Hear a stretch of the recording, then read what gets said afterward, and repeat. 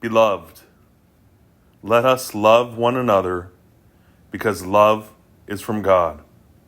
Everyone who loves is born of God and knows God. Whoever does not love does not know God, for God is love. God's love was revealed among us in this way. God sent his only Son into the world so that we might live through him. In this is love. Not that we loved God, but that he loved us and sent his Son to be the atoning sacrifice for our sins. Beloved, since God loved us so much, we ought to love one another. No one has ever seen God. If we love one another, God abides in us, and his love is perfected in us. Tonight, I ask you just to reflect upon this. Ponder those who have shown you love. Ponder those who have cared for you. Ponder those who have taught you about this great mystery of life in love. It's such a beautiful place to be loved by others, to be loved by friends, to be loved by family, to be loved by those special, significant others. But also realize how these relationships mold us and help us grow. God loved us so much that he sent his Son. And in that, in his life, we were molded into the image of God, which is love. How powerful is that?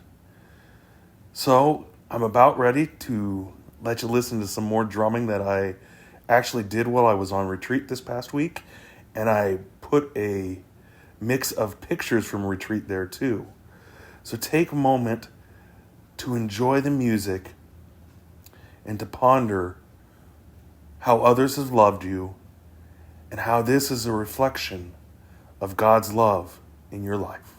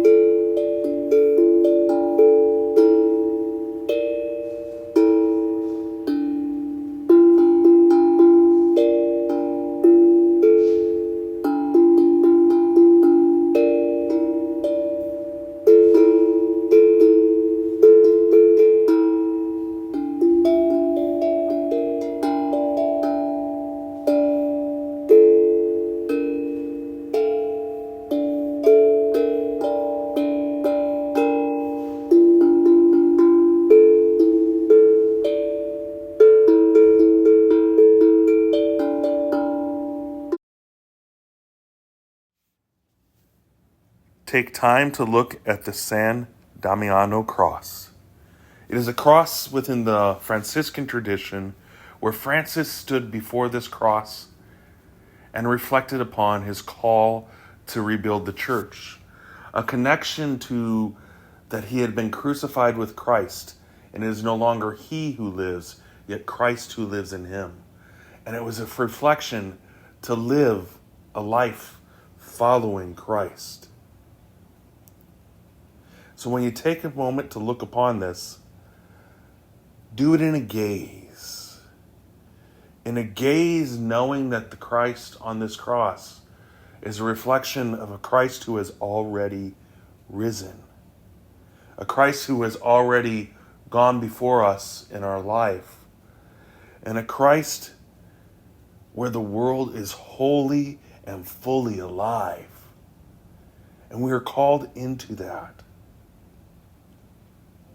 Take some time to just breathe and pay attention to your breath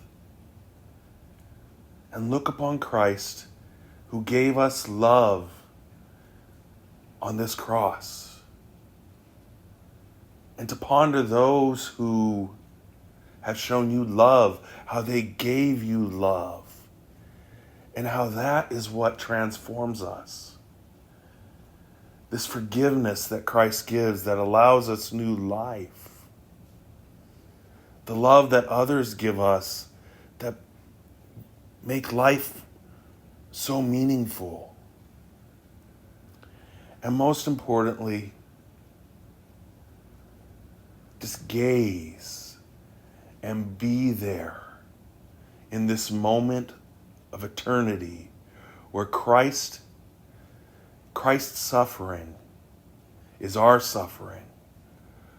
Our suffering is there on the cross, being redeemed and allowed for us to go through that suffering so we can encounter the beauty of love. For God is love.